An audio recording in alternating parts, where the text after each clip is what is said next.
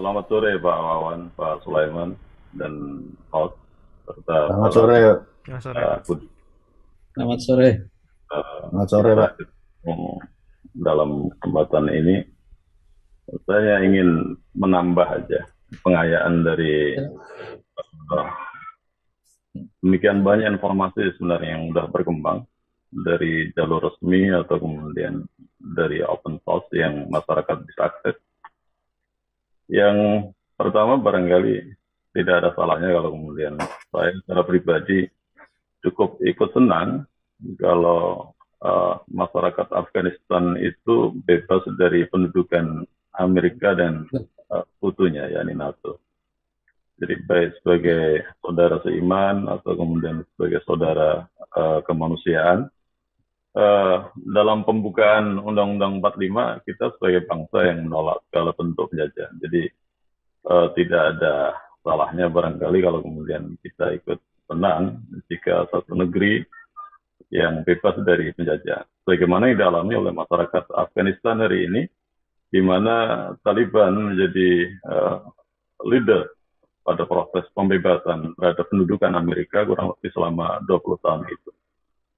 Dan uh, pada diskusi ini kita lebih fokus, saya ingin lebih fokus bagaimana tantangan Taliban sebenarnya, bukan soal profil Taliban itu sendiri seperti apa. Jadi, sekali lagi sudah banyak dari buku-buku yang ditulis dari oleh para peneliti, demikian juga statement-statement resmi dari orang-orang dekat dari Mullah Umar dan demikian juga dari spokesman natik resminya, juru bicara resmi Taliban untuk menggambarkan Taliban itu seperti apa.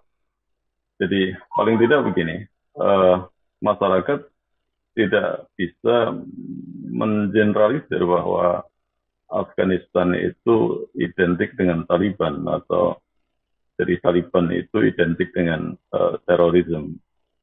Justru yang kita tahu bagaimana Doha Agreement yang dibuat oleh Amerika dengan Taliban itu, ketika Amerika memposisikan Taliban bukan sebagai kelompok teroris, tapi diposisikan sebagai kelompok insurgen atau semacam pemberontak, karena Amerika punya prinsip no compromise terhadap kelompok teroris. Dan oleh karena itu kemudian agreement itu bisa dilakukan untuk membuat strategi bagaimana Amerika exit dari Afghanistan dengan cara yang terhormat.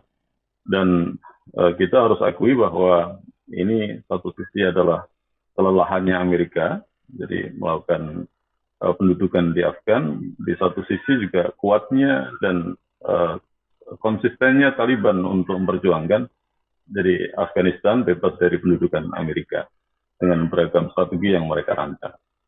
Dan uh, Taliban ini juga bukan Al-Qaeda sebenarnya, apalagi kemudian disamaratakan sama dengan istilah sama sekali berbeda. Jadi Taliban ini kelompok yang latar belakang kelahirannya juga fokus pada persoalan domestik. Ketika Soviet ini hengkang dari Afgan, kemudian para mujahidin itu megang tampuk kekuasaan, tapi pada perjalanannya bagaimana negara ini tidak kemudian berubah menjadi lebih baik, kondisinya semakin mencemaskan, kemiskinan juga tidak berkurang secara signifikan, kemudian pemerintahan yang duduk di gubernuran dan sebagainya banyak melakukan tindakan korup, bahkan kemudian kriminalitas, kejahatan-kejahatan luar biasa berkembang di Afghanistan, yang ini memotivasi yang menggugah seorang yakni Mullah Umar untuk melakukan perlawanan dari madrasah ke madrasah, menghimpun beberapa santri sampai kemudian dalam jumlah yang cukup mereka mulai untuk melakukan perlawanan terhadap tindakan-tindakan kriminal ini. Bahkan senjata pun yang pada awalnya mereka dapatkan itu adalah senjata yang diberi oleh masyarakat yang empati terhadap perjuangan Mullah Umar bersama para santri ini. Jadi dan kelompok ini disebut Taliban ya karena memang pada awalnya jadi embrionya adalah para santri dari halkah-halkah dari madrasah-madrasah yang didatangi oleh Mullah Umar dari satu tempat ke tempat yang lain sampai terhimpun puluhan orang kemudian melakukan gerakan itu sampai pada akhirnya secara perlahan bagaimana Taliban ini mendapatkan tempat di hati masyarakat bahkan eksis dengan mampu menguasai beberapa wilayah. Dan sampai pada akhirnya kita ketahui bagaimana Taliban mampu menguasai Afghanistan. Jadi singkat cerita, dan kemudian pada momentum runtuhnya WTC itu kemudian Amerika jadi membuat keputusan untuk meruntuhkan kekuasaan Taliban atas Afghanistan. Ini yang terjadi. Kalau kita bicara tentang persoalan teologi, tentu sangat berbeda antara apa yang dipegang oleh ISIS dengan apa yang dipegang oleh Taliban. Taliban ini adalah secara teologi ini tidak berbeda dengan orang-orang Muslim yang ada di Indonesia. Mereka adalah Sunni.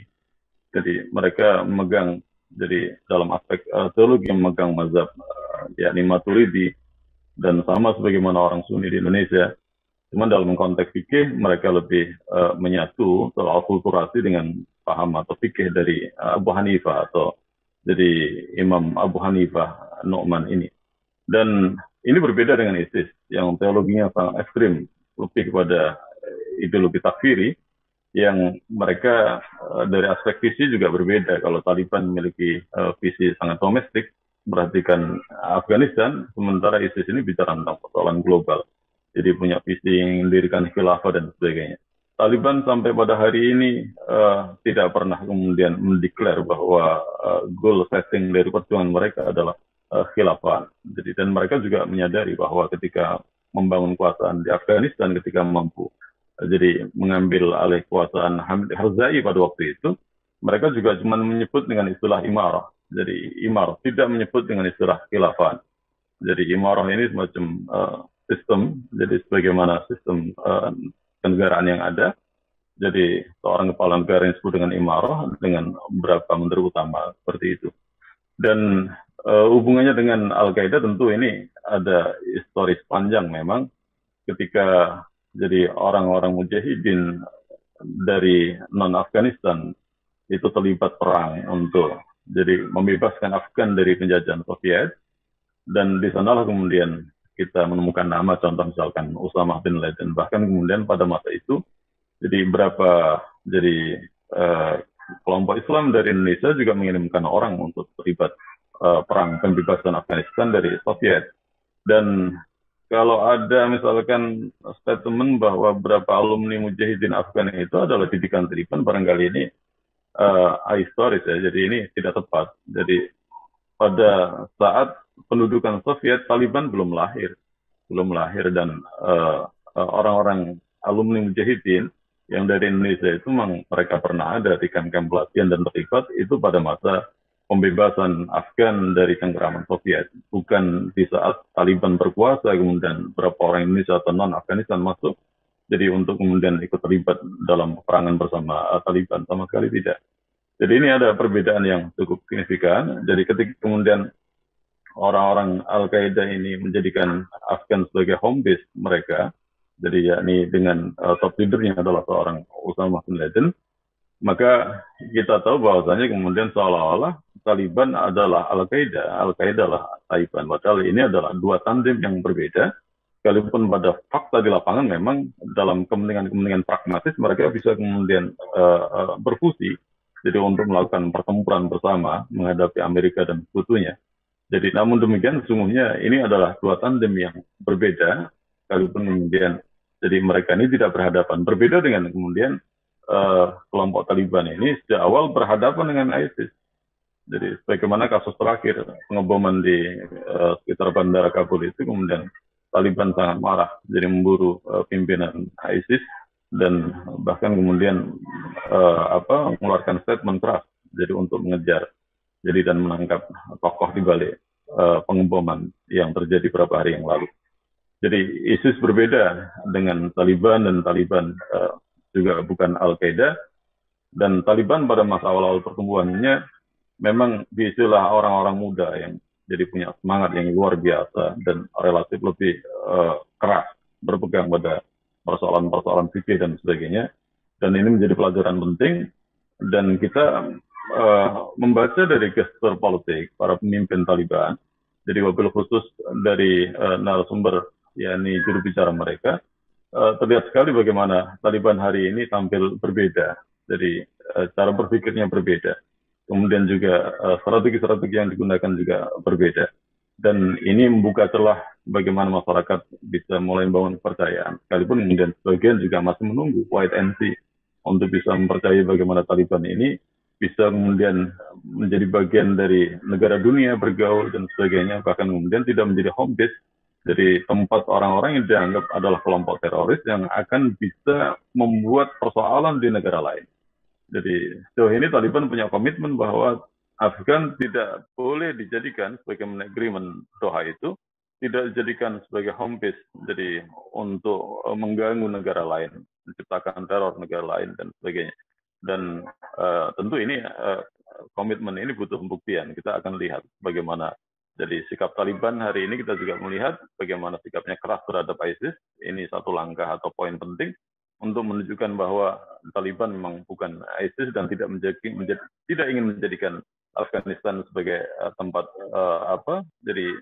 jadi tumbuh berkembangnya jadi atau munculnya embryonal baru kelompok-kelompok teroris yang akan bisa menjadi persoalan negara-negara bangsa ini. Ini sekilas tentang Taliban seperti itu barangkali.